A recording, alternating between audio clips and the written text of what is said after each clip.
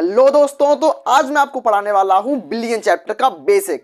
ये जो आज मैं पढ़ाऊंगा आपको वो बोर्ड 2025 और 26 वालों के लिए होगा। मतलब जो नए बच्चे होंगे जो 2026 में अपने बोर्ड एग्जाम्स देंगे उनके लिए आज मैं लेके आया हूं बिलियन चैप्टर का बेसिक।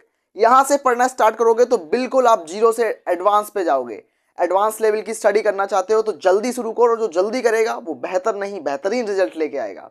आइए मैं आपको बिलियन चैप्टर पढ़ाता हूं। बिलियन क्या होता है सबसे पहले मैं आपको ये बताऊंगा, फिर इस चैप्टर का ओवरव्यू दूंगा। आज मैं आपको बेसिक सिखाऊंगा, मतलब बिलियन होता क्या है, उसको कैसे समझें, इसके बारे में आज मैं आपको डिस्कस करूंगा। कल जो लेक्चर 2 आएगा उसमें मैं आपको थोड़ा एडवांस पढ़ाऊंगा। आइए हम बिलियन पे चलते हैं। तो बिलियन चैप्टर का नाम है बिलियन। बिलियन को इंग्लिश में बोलते हैं हम सॉल्यूशन। सॉल्यूशन इंग्लिश में इसको बोला जाता है। तो बिलियन सॉल्यूशन का मतलब क्या होता है? बिलियन, हमने देखा होगा कि हमारे घर में एक गिलास पानी होता है। हम एक गिलास पानी लेंगे और पानी में हम चीनी मिलाएंगे, 2 चम्मच चीनी मिला देंगे। तो चीनी मिला को घोलने पर बने शरबत को, जो शरबत बनता है उसको बिलियन बोलते हैं, सॉल्यूशन बोलते हैं। बिल्कुल इस तरीके से आप नमक भी ले सकते हो। एक गिलास पानी लो, उसमें 2 चम्मच नमक मिला दो और बनेगा जो सॉल्यूशन, उसको जो बिलियन बनेगा उसको बिलियन बोलेंगे। मतलब शरबत बनाना एक तरीके का बिलियन बनाना है, सॉल्यूशन है उस चीज में, जिसमें हम पानी लेते हैं और चीनी लेते हैं। पानी जो होता है वो ज्यादा लेते हैं और जो चीनी लेते हैं वो कम लेते हैं। मतलब बिलियन में 2 घटक होते हैं। आइए हम डेफिनेशन पे देखते हैं कि बिलियन क्या होता है। बिलियन बिलियन क्या होता है? बिलियन 2 या 2 से अधिक घटक, 2 या 2 से अधिक पदार्थों के। 2 पदार्थ मतलब 2 पदार्थ का मतलब एक पानी और एक चीनी। तो 2 पदार्थ भी ले सकते हैं, 2 से ज्यादा पदार्थ भी ले सकते हैं। मतलब चीनी भी हो सकती है, पानी भी हो सकता है और उसमें कुछ और पदार्थ भी हो सकते हैं। तो यहां बताया गया है कि 2 पदार्थों, 2 या 2 से अधिक पदार्थों के समांगी मिश्रण को, समांगी मिश्रण को, ये याद रखना इस चीज को, समांगी मिश्रण। दोस्तों समांगी मिश्रण का मतलब क्या होता है? ये बहुत अच्छा शब्द आया है हमारे सामने, समांगी मिश्रण। समांगी का मतलब होता है होमोजीनियस मिक्सचर। इंग्लिश में समांगी को बोलते हैं होमोजीनियस मिक्सचर। आई होप मैं आप तक अपनी बात को, अपनी चीजों को समझा पा रहा हूं। अगर आपको मेरे को प्रेजेंटी देनी है तो लाइक करके प्रेजेंटी आप दे सकते हैं। लाइक करो, मैं समझ जाऊंगा आपके प्रेजेंटी है ये। तो आप बात करेंगे समांगी मिश्रण पे। तो समांगी का मतलब होता है समांगी, समांगी, समांगी, सम अंगी। समांगी का मतलब होता है सम प्लस अंगी, सम प्लस अंगी, सम प्लस अंगी। सम का मतलब होता है समान, अंगी का मतलब अंग, जिसके समान अंग होते हैं। मतलब बिलियन में अगर हम बिलियन बनाते हैं, सबसे पहले आपको मैं समझाता हूं डायग्राम के थ्रू। हमारे पास एक गिलास पानी है, ये पानी का गिलास है, पानी से भरा हुआ एक गिलास है, जिसमें कि हम चीनी मिलाते हैं। ये हमारे पास चीनी है और इस चीनी को इसमें मिलाते हैं और इसको घोल देते हैं, अच्छे से मिक्स कर देते हैं। तो हमारे पास एक शरबत बनता है, शरबत। और शरबत में अगर हम यहाँ पे मिठास देते हैं, ऊपर की तरफ मिठास देते हैं तो बहुत मीठा होता है। नीचे की तरफ देखते हैं तो वो भी बहुत मीठा होता है। अगर हम ऊपर देखें या नीचे देखें तो दोनों जगह मिठास जो होगी वो बराबर होगी। इसका मतलब है कि बिलियन के प्रत्येक घटक में, बिलियन के प्रत्येक घटक में जो मिश्रण है, मिश्रण की जो मिठास है वो बराबर होगी। मतलब समान अंग होंगे उसके, इसीलिए इसको बोलते हैं समांगी मिश्रण। और समांगी मिश्रण को ही बिलियन कहा जाता है। तो बिलियन क्या है? 2 या 2 से अधिक पदार्थों के समांगी मिश्रण को बिलियन कहते हैं, सॉल्यूशन कहते हैं। Solution is the homogeneous mixture 2 and more components. Homogeneous का मतलब होता है समान संगठन, एक समान संगठन होता है इसका मतलब। आइए हम बात करते हैं बिलियन के घटकों के बारे में। तो इसको मैं मेट देता हूं, रब कर देता हूं। मैंने बताया आपको कि बिलियन जो होता है वो 2 घटकों से मिलकर बना होता है, विलेय प्लस विलायक। जैसे कि हमने लिया शरबत बनाना, शरबत में हम पानी और चीनी लेते हैं। पानी जो होता है बहुत ज्यादा होता है और चीनी जो होती है 2 चम्मच लेते हैं, 3 चम्मच लेते हैं, कम होती है चीनी। तो वही हम लेके चलेंगे कि बिलियन में 2 घटक होते हैं। सबसे पहला घटक होता है विलेय। विलेय का मतलब घुलने वाला। तो चीनी घुलती है तो चीनी घुलने वाली होती है, चीनी होती है घुलने वाली होती है, इसलिए वो कम होती है, थोड़ी कम होती है।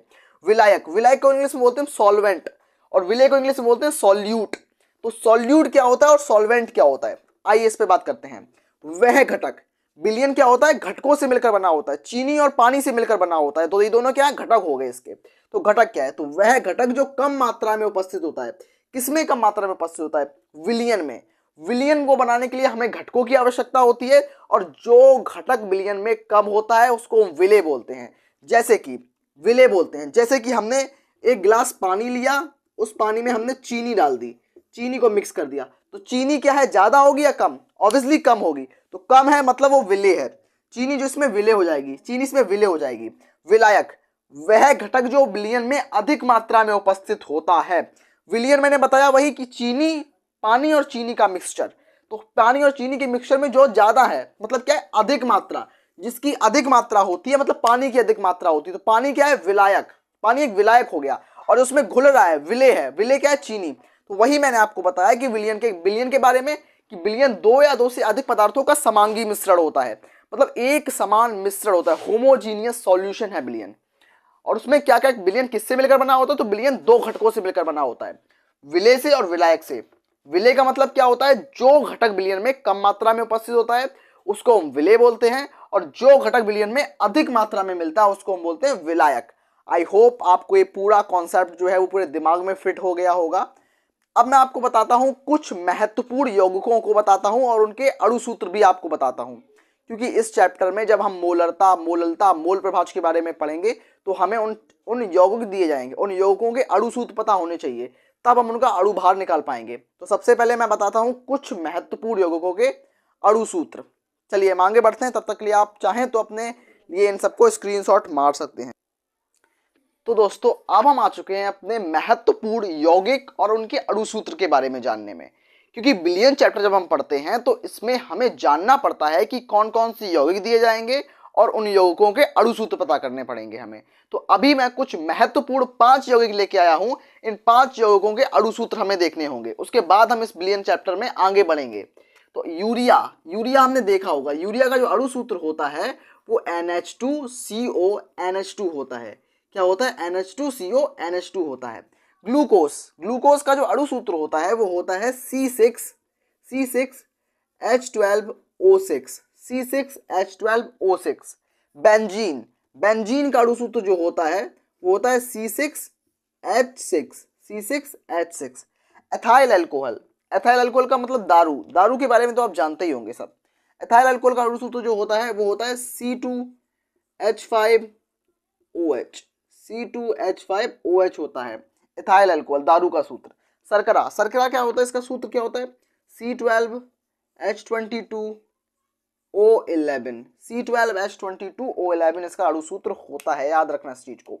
मैंने आपको कुछ महत्वपूर्ण यौगिक बताए और उन यौगिकों के अणु सूत्र बताए। अब आप इन अणु सूत्र की सहायता से इनके अणु भार निकाल सकते हैं, बिल्कुल आसान है निकालना। तो मैं अब सोच रहा हूं अब आगे बढ़ता हूं और आगे बढ़ के आपको दिखाता हूं मोलरता, मोलरता के बारे में पढ़ाऊंगा, मोललता के बारे में पढ़ाऊंगा और मोल प्रभाज के बारे में पढ़ाऊंगा। आइए मैं आपके आगे बढ़ता हूं, आपके सामने ही आगे बढ़ रहा हूं। तो दोस्तों बिल्कुल बने रहिए और मेरे को बहुत अच्छे से आप अपनी डिजिटल गुरुदक्षिणा के थ्रू आप मेरे को लाइक कर सकते हैं, सब्सक्राइब कर सकते हैं, या बिल्कुल मेट के मैं बिल्कुल अच्छे से करता हूं। तो अब मैं बताऊंगा आपको मोलरता के बारे में, बहुत आसान चैप्टर है बच्चों, आप दोस्तों इसको अच्छे से पढ़ सकते हैं। मोलरता, मैं आपको मोलरता के बारे में पढ़ाऊंगा, फिर मोललता के बारे में पढ़ाऊंगा, फिर पढ़ाऊंगा मोल प्रभाज के बारे में। देखो दोस्तों मैं गारंटी ले रहा हूं कि पूरे YouTube के इतिहास में मेरे कितनी अच्छी केमिस्ट्री कोई नहीं पढ़ा पाएगा। मैं विश्वास रखता हूं अपने ऊपर, मैं कॉन्फिडेंस रखता हूं, मैं इतनी अच्छे से केमिस्ट्री समझा सकता हूं कि कोई YouTube में नहीं समझा सकता, और वो भी फ्री ऑफ कॉस्ट में केमिस्ट्री लेके आता हूं। तो मेरे साथ जुड़े रहिए, बने रहिए, मैं आपको केमिस्ट्री में बेहतर बना दूंगा, बेहतर, बिल्कुल। तो अब बढ़ते हैं मोलरता की तरफ। तो मोलरता क्या होती है, मोलरता को इंग्लिश में बोला जाता है मोलैरिटी, मोलरता को इंग्लिश में बोला जाता है मोलैरिटी, मोलरता को इंग्लिश में हम मोलैरिटी के नाम से जानते हैं, और मोलरता को हम कैपिटल एम के द्वारा प्रदर्शित करते हैं। मोलरता क्या होती है, सबसे पहले मैं इसकी डेफिनेशन लिखूंगा, फिर इसको मैं समझाऊंगा और फिर देखना आपके दिमाग में कैसे ये छप जाती है। मोलरता क्या होती है, 1 लीटर, 1 लीटर हम लेते हैं, 1 लीटर विलियन, आप बिलियन से तो परिचित होंगे होंगे, बिलियन मैंने आपको बता दिया। तो पानी और चीनी के मिक्सचर को बिलियन बोलते हैं। 1 litre, 1 litre billion, 1 litre billion में उपस्थित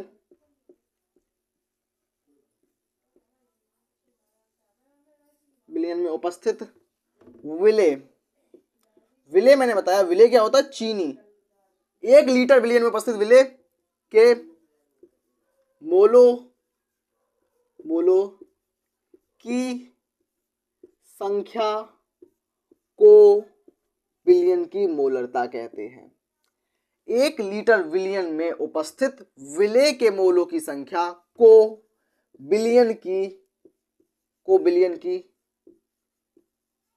की मोलरता कहते हैं।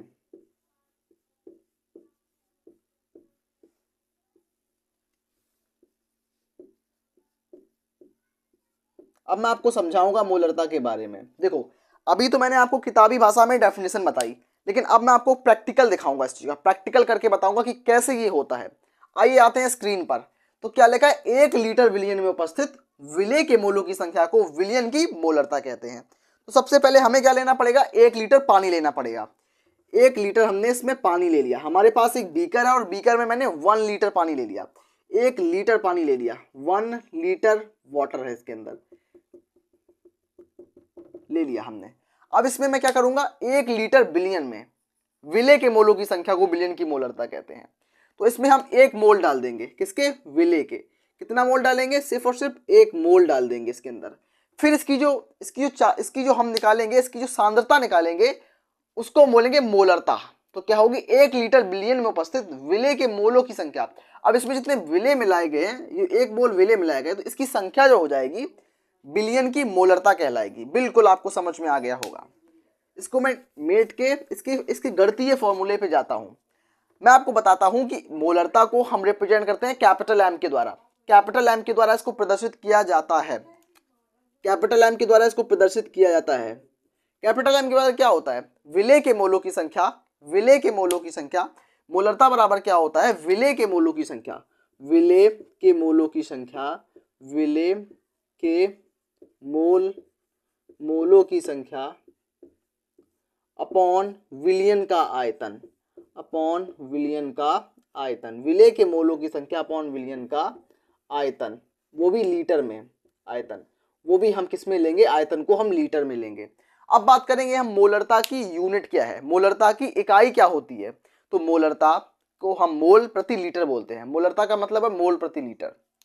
तो देखो, मोल की यूनिट मोल हो जाएगी, तो मोल लिख देंगे हम। मात्रक, मात्रक क्या होगा इसका, मोलरता का मात्रक क्या होता है, तो मोल। इस जगह मोल मिलेंगे तो मोल लिख देंगे, मोल। अब नीचे इसके आया है फॉर्मूले में आयतन, तो आयतन का यूनिट क्या होता है, लीटर। तो लीटर, मोल प्रति लीटर इसकी यूनिट हो जाएगी। मात्रक क्या हो जाएगा, मोल प्रति लीटर हो जाएगा। मोलरता का मात्रक मोल प्रति लीटर हो जाएगा। आई होप आपको समझ में आया होगा। अब मैं बढ़ता हूं नेक्स्ट की तरफ, जो कि है मोललता। मोललता के बारे में पढ़ाऊंगा। तब तक के लिए आप वीडियो को लाइक कर दो, एक बार लाइक करके अपनी अटेंडेंस शो कर दो, जिससे मैं जान जाऊं कि आप लोग इसमें प्रेजेंट हो क्लास में। आइए, अब मैं पढ़ाऊंगा आपको मोललता। मोलरता और मोललता के बारे में पढ़ाऊंगा।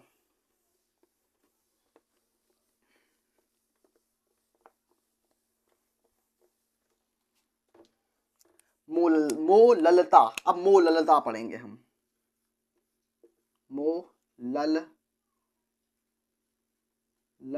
मोललता।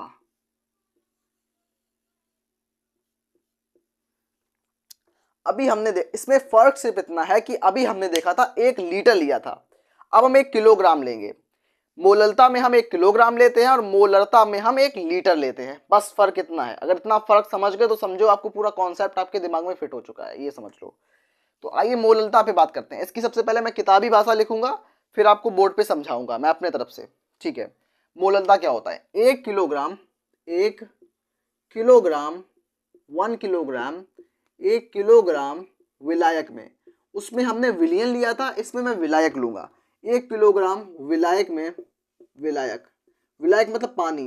1 किलोग्राम विलायक में, 1 किलोग्राम विलायक में विलेय के मोलों की संख्या को, विलेय मतलब वही विलेय, मान लो चीनी, विलेय के मोलों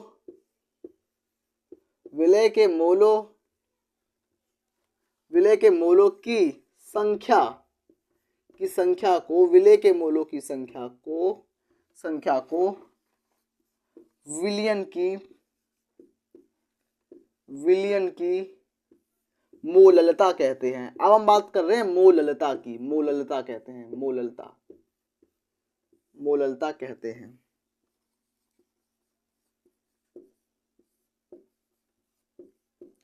मोललता को हम स्मॉल m के द्वारा प्रदर्शित करते हैं, ये भी याद रखना इस चीज को।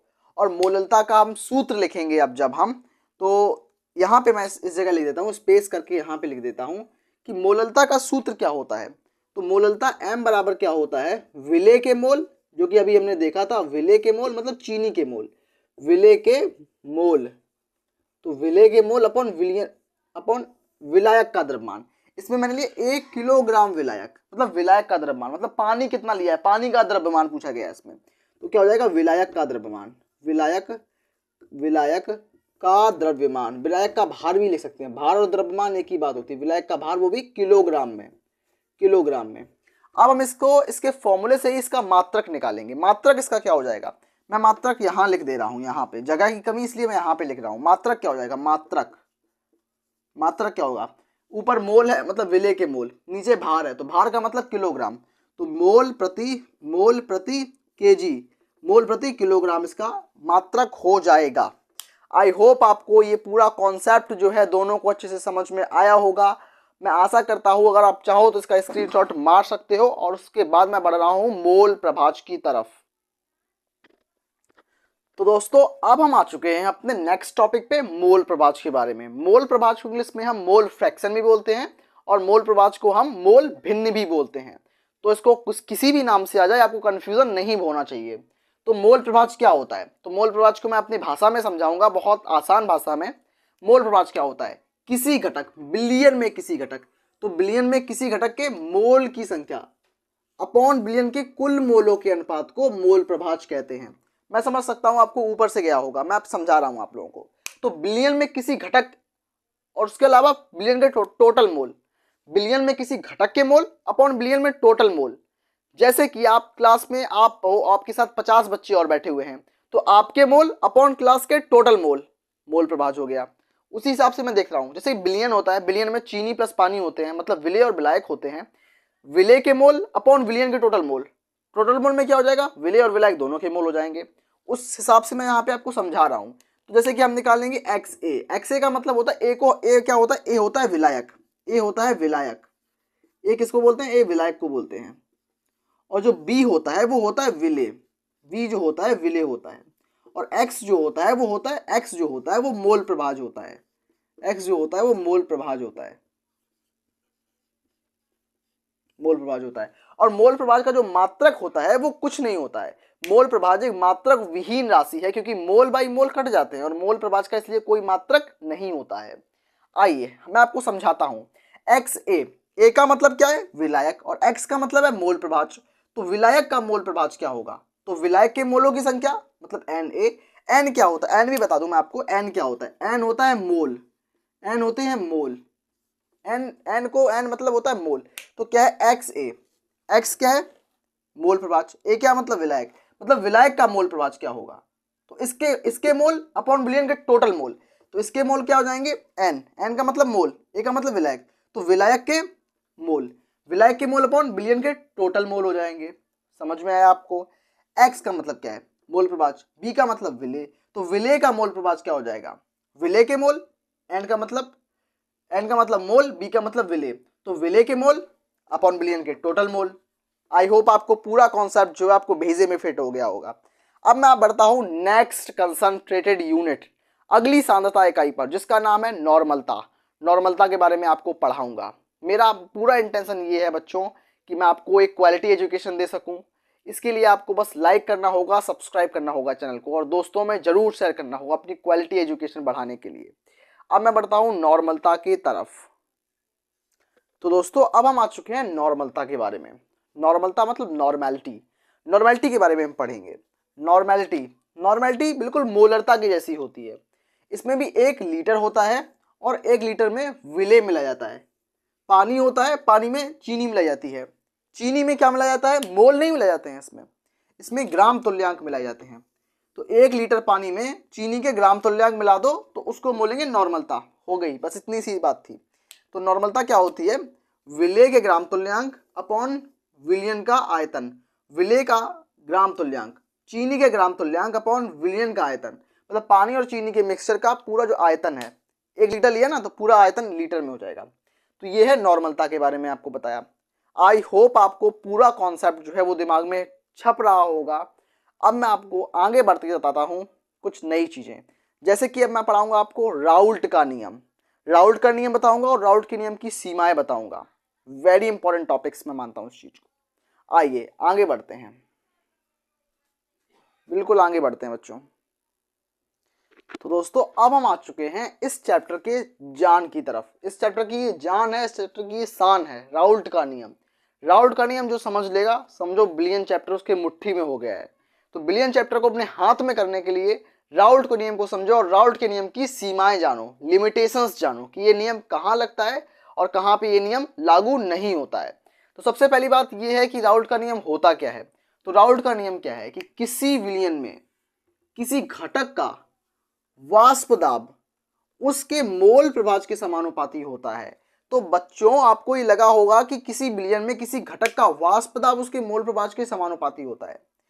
वाष्प दाब क्या होता है, मोल प्रभाज क्या होता है। तो वाष्प दाब क्या होता है मैं आपको समझाने जा रहा हूं। वाष्प दाब जैसे कि हमारे पास ये एक कंटेनर है, इस कंटेनर को नीचे से मैं हीट कर रहा हूं, इसको मैं नीचे से हीट कर रहा हूं, गर्म कर रहा हूं। इसके अंदर पानी भरा हुआ है और ऊपर से ये बंद है, इसके अंदर पानी भरा हुआ है और ऊपर से ये बंद है।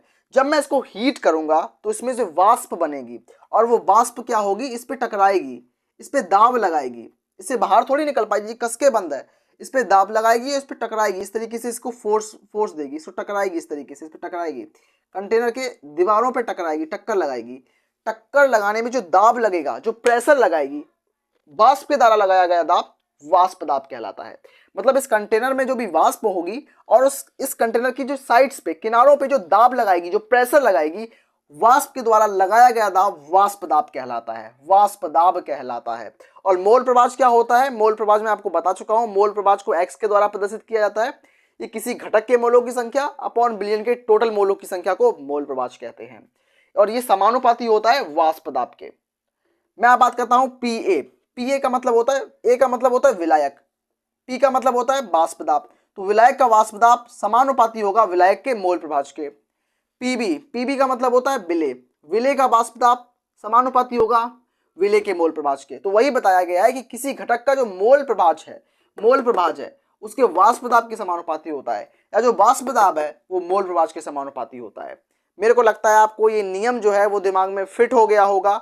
अब चलते हैं इसकी लिमिटेशन की तरफ, इसके सीमाओं की तरफ। तो सीमाएं क्या है इस नियम की, तो यह नियम जो है केवल तनु विलयनों पर लागू होता है। तनु विलयन क्या होते हैं कि जब हम पानी लेते हैं और चीनी लेते हैं, चीनी को पानी में घोलते जाते हैं, जब ज़्यादा घोलेंगे तो विलयन सांद्र हो जाएगा, अगर कम घोलेंगे तो विलयन तनु हो जाएगा। तो ये नियम जो है सिर्फ और सिर्फ तनु विलयनों पर ही लागू होता है, मतलब जिसमें कम चीनी हो उस पर ही लागू होता है। और स्थिर ताप, टेम्परेचर को हमें घटाना या बढ़ाना नहीं है कि टेम्परेचर बहुत ज़्यादा कर दिया, टेम्परेचर बहुत कम कर दिया, ऐसा नहीं है। टेम्परेचर को एक कांस्टेंट रखना है, नियत टेम्परेचर रखना है, जो कमरे का ताप होता है लगभग 25 डिग्री, उस हिसाब पे रखना है। तो टेम्परेचर जो है वो भी स्थिर होना चाहिए और विलयन जो है वो तनु होना चाहिए। तो मेरे को आशा करता हूँ आपको ये राउल्ट का नियम, इसकी सीमाएं समझ में आ गई होंगी। कल मैं आपको पढ़ाऊँगा हेनरी का नियम, उसके अलावा मैं आपको पढ़ाऊँगा कॉलीगेटिव प्रॉपर्टी। तो अभी के लिए बस इतना ही। देखते रहिए हमारा चैनल और उसको सब्सक्राइब और लाइक जरूर करना बच्चों।